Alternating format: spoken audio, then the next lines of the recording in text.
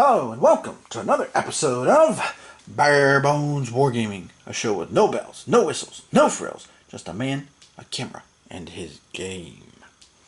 This episode, yeah, you can see where I am, right? Uh-huh.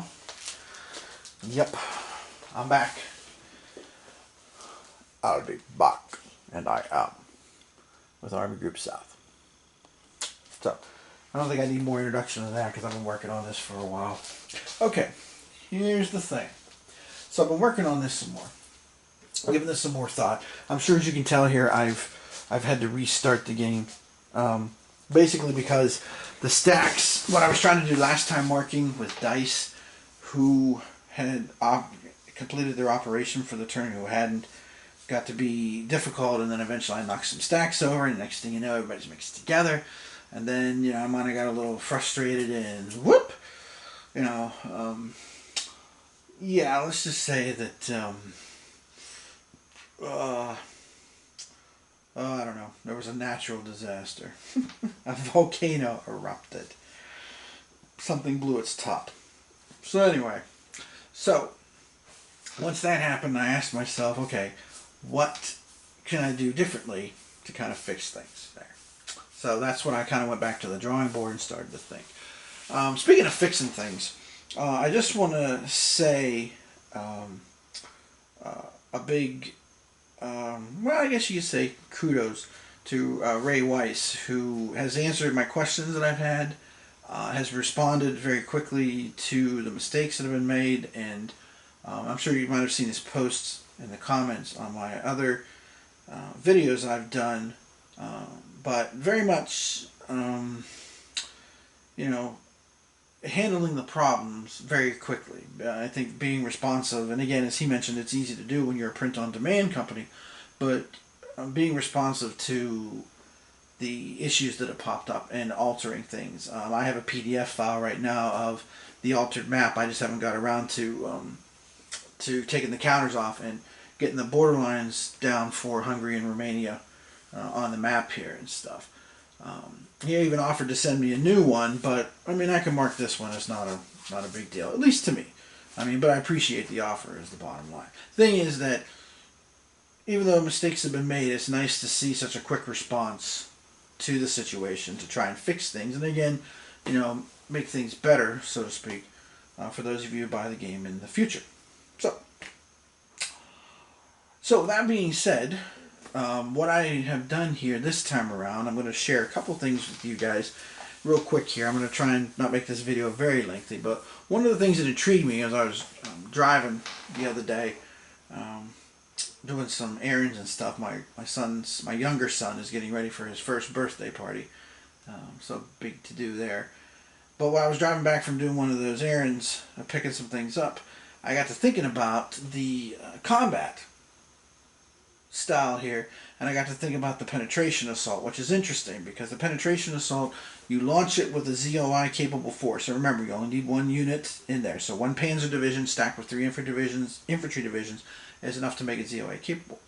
And then when you attack an adjacent hex. You have to be right next to it, all your movement points. But if you win, then remember, for exploitation movement, you take the unit, infantry, mechanized, armor, take its base value, in the case armor, and then add the movement points that you spent on your attack plan. So armored value is 2, and the movement points, which takes all your movement for a penetration attack, is 7. You're talking about 9 points worth of exploitation movement, where you basically can run those panzers and move into a hex. Again, this is kind of like the old Russian front in that sense from Avalon Hill back in the days.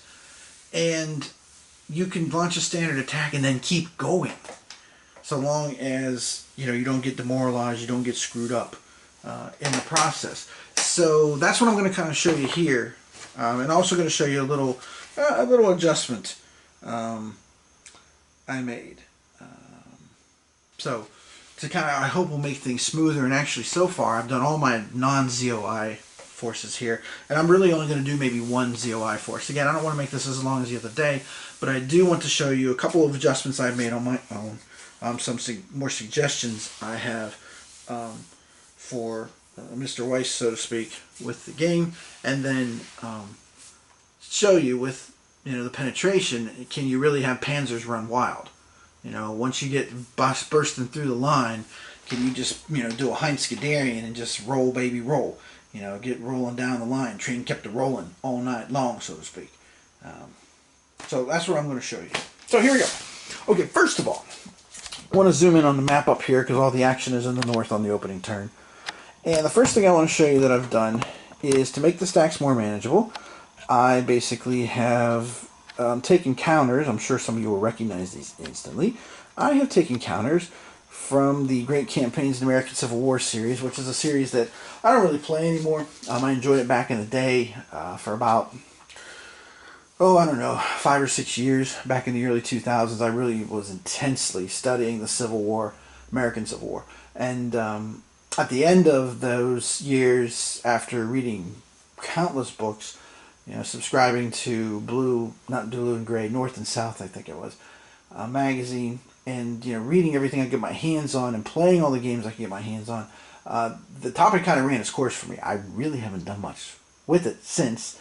I know sacrilege because I have copies of On to Richmond and Grant Takes Command, but so I took the force markers there, the organization markers, the unit strength markers, and what I did was I basically turned them into force markers. Okay, so from there, if you kind of move with me here, I'll show you. So what I've done here is, like with Force 1, I've got a matching marker there, the strength marker, and there you got Force 1. We have all the units that are involved there. So the 3 Panzer divisions plus the 1 infantry division. So you don't have to move that stack all over the place. And that's one thing I would recommend, honestly, for CSL to think about for a player aid card is to make unit force markers for both sides. And I think that'll make it easier to move some of the units around, even though I think the Russian stacking limit is 2, if I remember correctly. The Germans is 4, so I recommend it for the Germans at least, because it'll make these unwieldy stacks of 4 very easy to move around, make it more manageable. So something to think about maybe for the future edition of it. Make it, and again, kind of look at the Avalon Hill Great Campaigns of American Civil War card to kind of give it that, because it also has a movement point track on it, which I think is good too, because then you can keep track of how many movement points is left in the stack, as you move along. Because again, combat eventually becomes a part of movement. Unless you're doing a grand assault, unless you're doing the penetration, then you're going to be moving and either doing a meeting engagement or standard attack. And if you win a standard attack, then again, you can just keep going with whatever movement points you have left. So anyway, so let's see how that's going to work out here in reality. So I'm going to go up here to the top. And again, maybe my deployment could have been better and, my concept and stuff. I'm not going to argue that. But what I just want to do is kind of take a look at things here and see if I can make this work the way I want it to. So I'm not going to show, like last video, I'm not going to show all the dice and stuff that I was using to keep track of, excuse me, keep track of the combat sequence. What I just want to show you is, is it possible? Can you make these panzers run wild across here? Can I try to make pockets? Because if you kind of look down here, I kind of had started to make a pocket with my non-ZOI forces. Because again, if you're at the end of your phase, so like German phase, if you're at the end of your phase and you're next to an undemoralized enemy unit and you can't trace basically a line of communication, not really a line of supply, but a line of communication out, you're gone, you're eliminated. Thanks for playing, here's some nice parting gifts for you. Turtle wax for a shinier turtle. It's over, okay? So, kind of have to keep that in mind. So I am trying to make pockets, and again, in the Eastern Front, the pockets that were attempted to do, the Kessels and stuff, that was such a big thing. One of the things for me, anyway, of measuring an Eastern Front game at this kind of level is, can I make those pockets? So let's see what happens here. Okay, so I'm going to activate force number 1 right here, and we're going to attack this powerful Soviet armored corps next to it there. Okay, so now force number 1, I have, let's see, 30 is the strength of that. Woo! So that goes beyond the top of the chart, which is 24. So Q men at work. It's just overkill. Yep, it is. It is overkill. I admit it. Alright, so I've got 30 there. The Russians have 6 that are there. Okay. The Russians are in a clear space. Okay. And again, LOS is fine. This is the first turn of the game, so you know it totally makes sense that LOS will be in a good situation here for the attack. And then combat matrix, I'm going to launch a penetration with steadfast. Okay, so now this is going to be a little different here. So let's see, the defender gets a +2 die roll modifier. Okay, interesting. And let's see what else it says. But they also have +2 loss points. The attacker has a -1 loss point, and the attacker has a +2 die roll modifier. Okay, so that's interesting. Alright. It's interesting. Both sides get +2. Defender and attacker both get a +2. That seems wrong. I wonder if that's a misprint on the card here, because in the rule book it says that the modifier is +2. Okay. But see, now it also says, okay, you know what, we'll do what's printed here. So both sides are getting +2 for that. Based on the combat matrix. Okay. Alright, so let's see what's going to happen here. So the Germans, not surprisingly, will get 3 dice involved here. Not the best roll in the world. And the Russians, with their 6, they will only get 1 die. That's kind of... well, they got the best of all worlds that they could. They actually rolled a 6.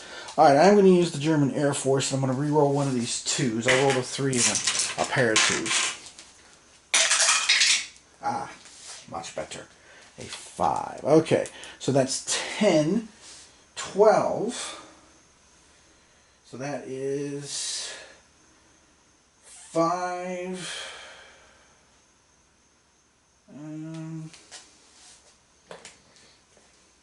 Oh, sorry. I'm looking at this the other way. Here. So the strength points 20 or better. And with 3D... No. Hold on. I knew what I was doing. Alright, so it's 12. Sorry. It's been a long day. 5. So that's 5, but +2, so that's going to make 7. 7 total strength point losses on the Soviet force there, basically obliterating them. Now, the Russians did a good job. They actually rolled an 8. So 6 with an 8, yike, is going to cause 2. But remember, the attacker has 1 less, so they only inflict 1. Okay, so the Soviet force is obliterated and put into the routed box, which, by the way, doesn't exist. That's another thing for a player aid card to take into account. It says to put them in the routed box in the rules, and there's no routed box. Alright, the Germans will have to take a loss in their strongest unit, which is one of the panzers. So, let's see what panzer divisions we've got here. We have 11, looks like 13 and 16. So we'll just stop it on the 11th Panzer Division. And now it's wide open for that force. Okay, so we ripped a big hole, which was the idea to do that. So now that's been accomplished. So let's see if we can exploit that bad boy like a crazy person. Alright. So now, remember we have the exploitation automatic base number, which is 2. So all 3 of my Panzer divisions will have a value of 2 to begin with, plus 7, because it takes all your movement points. So they will have 9 points to work with, whereas the infantry, of course, will actually have 1, and then they used all their movement points, which is 5, So that will actually end up being 6 for them. So they're only a couple points behind there. So maybe I'll start with the infantry and try to set them up to cause some trouble here first, because you can split the stacks off whenever you do exploitation movement. Okay, so let's see. Let's do this then. We're going to split this off, and we're going to take these guys, and we'll go 1, and remember, Soviet forces have no zone of control on turn 1. So 1, 2, 3, 4. Now I could attack with those guys, but I'm not going to. 5, 6, and they're done. So I'll rotate them because they're by themselves. Now, of course, the whole point of doing that, for me anyway, the whole point is basically I'm trying to make this pocket here. Because what I'm hoping to do is once I blow this open, to then swing some of these panzers down and try to come down behind these guys here along the Romanian border, and then see how many of these buggers I can pocket. And then, of course, you know, make my life simpler, at least from a German perspective. Okay. So, alright. So what I think I'll do now is I'm going to take one of the panzer divisions, and they do have 9 movement points to work with.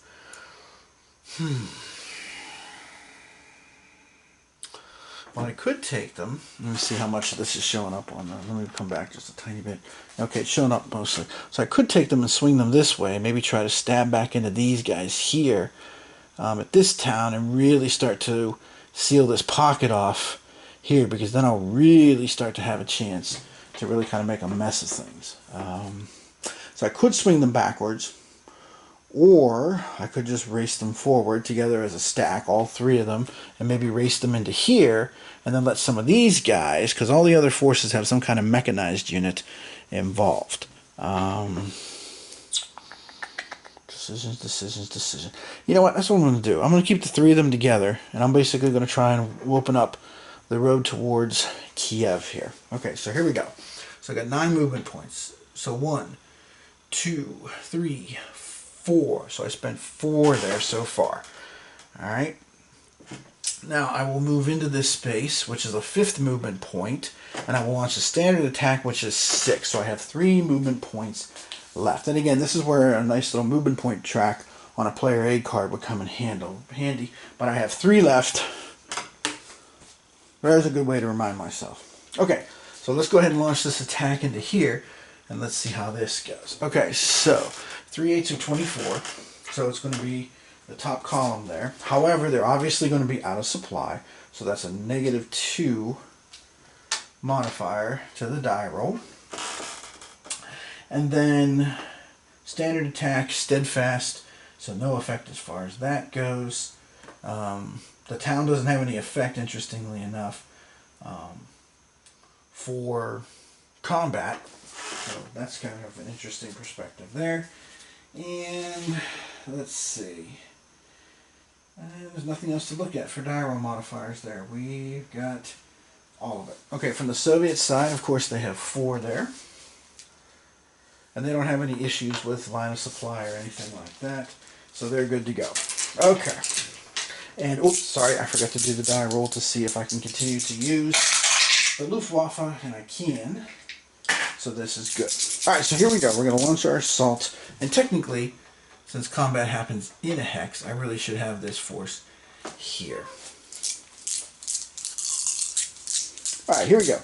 So rolling 3 dice, but a -2 modifier. Yeah, it's okay. That's not bad. I can handle that. I rolled a 12. Of course, I could re-roll that 1 if I want, and I probably will here. And of course, the Soviet side is a 4. So, well, actually, well,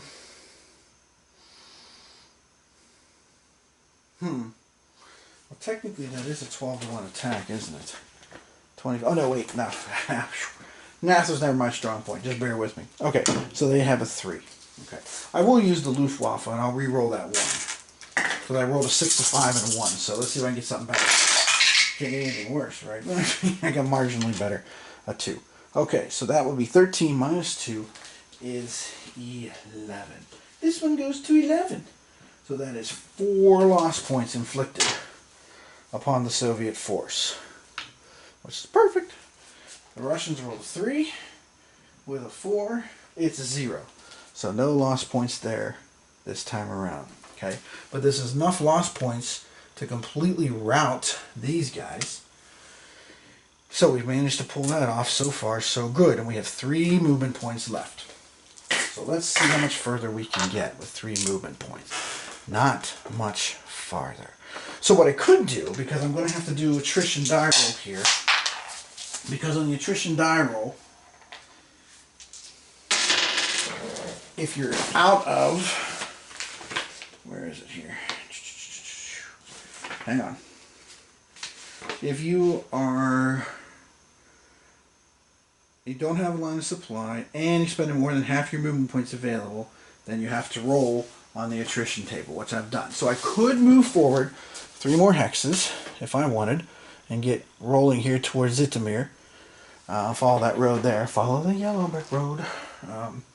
Which roads are only half of a movement point, I believe.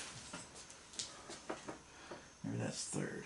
It is half. Half of a movement point. Okay, so 1, 2.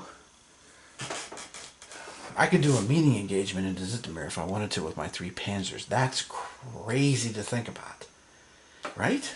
I got 3 movement points left. Each one's a half point. So 1, 2, and a half. But it would have to be a meeting engagement, which is risky.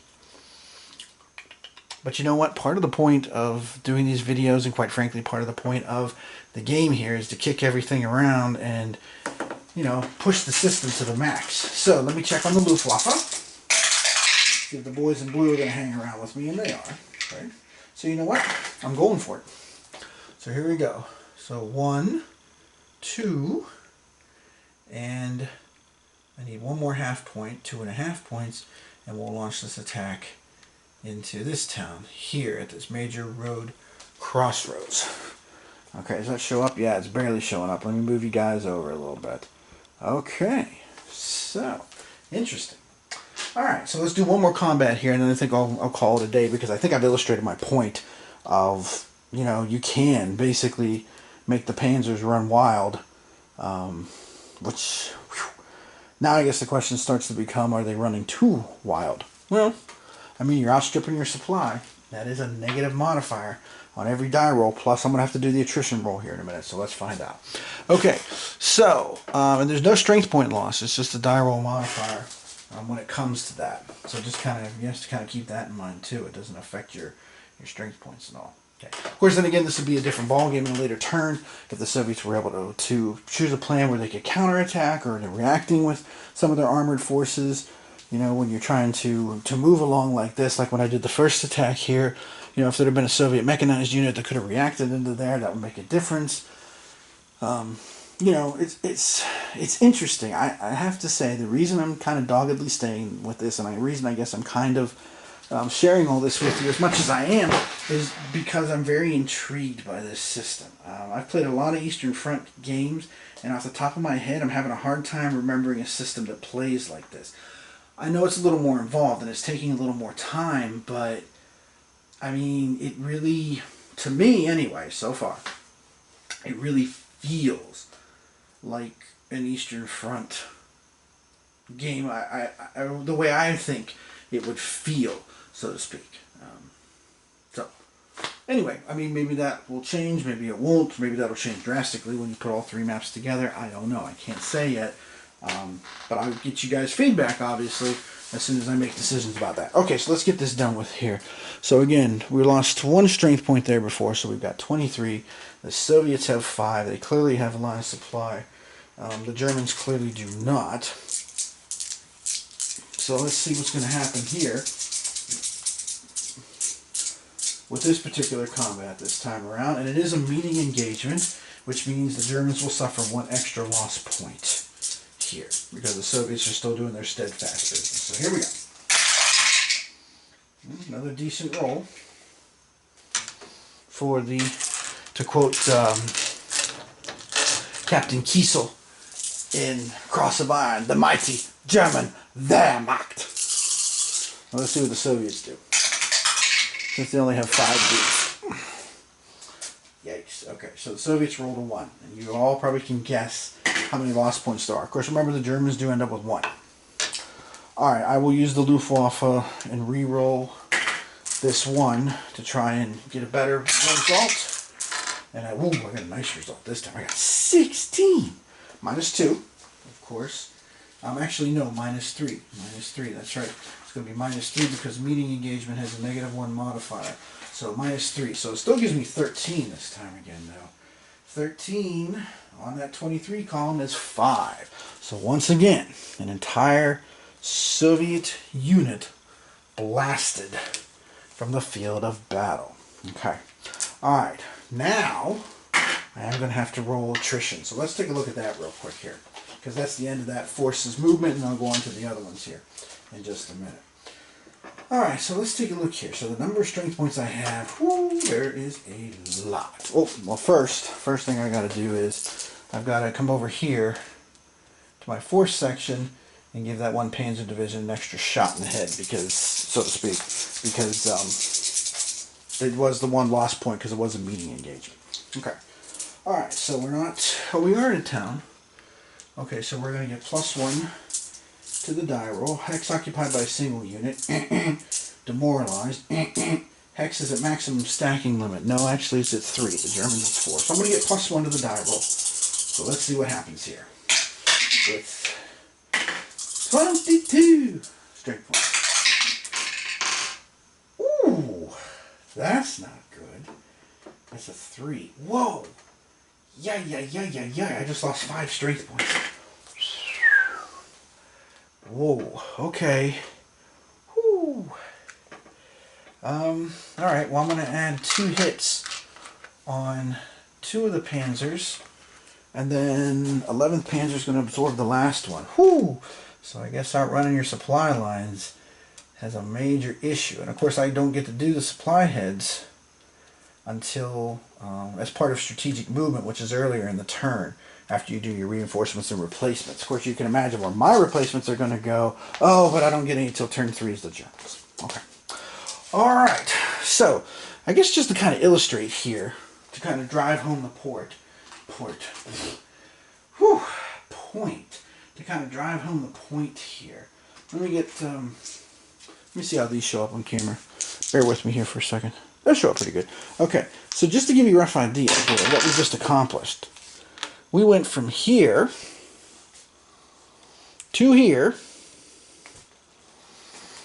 and in the process we whacked out 2 Soviet formations completely, although we took some serious losses. Out of the 24 combat factors that were there, the German attacking force has been reduced now by 7, so almost a third. Whew, that's kind of steep. But again, I have the makings of a great big pocket coming here now. Okay. And by the way, to show that the force is done moving for the turn, what I've just been doing, and I'll just zoom in here for a second, on Zitomir, I think I am pronouncing it correctly. I could be wrong though.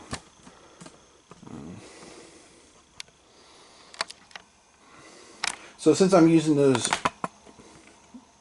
strength markers, then when they're done moving, I just flip them over to their disorganized side, so I don't have to rotate or anything. And now I'm ready to go back to the front lines and start smashing through with the next group. Okay, so there you go. There's a few more things that I'm kind of playing around with this system and tweaking with it to try and make it run a little more smoothly, at least from my perspective and for me. And we'll see what happens from there. So, oops. Almost forgot. Let me roll. Whoops. Earthquake. Let me roll for the Luftwaffe. Which basically, again, the only way I cannot have the Luftwaffe again is if I roll Snake Eyes. So right now that's a low probability. I rolled a 6. So I said it after I rolled. Which, of course, if I said it before I rolled, you all know what would have happened. So, okay. So there's a little more about the game. Again, to kind of help folks figure out, is the game for them? Does the system look interesting? And I gotta say, I'm still intrigued enough that I want to keep plugging away here, and eventually I'll mess around with center and north, and eventually I will put them all together to give it a go. At least at this point, that's how I feel. So there have been some significant speed bumps to this point. You know, there's been a few more potholes than I thought were in the road there. A couple of them a little deeper than others. But you know what? I have to say, I'm still intrigued enough that I'm gonna keep going. So, you know, I guess it's kind of like being on a sports team, and you know, you're not the world's greatest athlete and stuff, but you know, you still have a shot at the roster. So you keep trying, you keep pushing, you keep working. You know, doing your daily workouts and stuff, or whatever it is you're doing to keep yourself in shape, or you know, you practice your hitting, or you know, whatever. So I'm going to keep doing that. I'm going to keep pushing here because again, I'm intrigued. But I think you can see by comparing this video with the previous video, the use of the force markers, how much that's really helped things from the German perspective, especially. Right. Now, of course, as the Germans, when the Russians start to be able to move around better and not be surprised, you know, you need to be more careful about your big stacks and make sure you don't get surrounded. So, anyway, hopefully this video is not as long as I thought. I guess it did run a little while, but again, here's some more intel, which of course, as we wargamers know, intel is always a valuable commodity, although there were those who will argue that military intelligence is a contradiction in terms. I'll just leave it at that and let you, yeah, just let you think about that. So, yeah. I will say, as one quick parting thought here, I am reading that book by Terence Zuber, I believe is the author's name, The Real German War Plan, 1904 to 1914. And I've read like the first 40 pages or so, I think. And let me tell you, so far that's been that's just blowing my mind. So if you like World War I, you really got to get a hold of this book. Because, again, I mean, you know, I have to check the veracity of everything because, you know, you should question everything. But, wow, so far. It's just, wow. There's no other word for it in the English language, in my opinion. So, okay, so this is Tim Korchner from Bare Bones Wargaming, saying thanks for watching, and I think there's a very good chance this will be the last video for a little while as I kind of work my way through this and try to get a deeper play in. But I may come back, you know, hopefully when, you know, there's panzers at Poltava and Kharkov and Stalino and ultimately Rostov, and come back maybe with some thoughts to kind of show you how things have progressed too over time. Because there's 13 turns of this to go. And after the first turn, whoo! But then again, you know, when you first kind of look at that and say, "Jeez, holy smokes," you know, then you got to think the first German panzers reached Smolensk on July 16th. And, you know, that's what, Smolensk is what, 250 miles from Moscow, something like that. And they never got the rest of the distance. So there's a thought as far as that goes. Now, can you recreate that with the Soviet forces here? Well, that's what I intend to find out. As always, thanks for watching, and we'll see you again next time.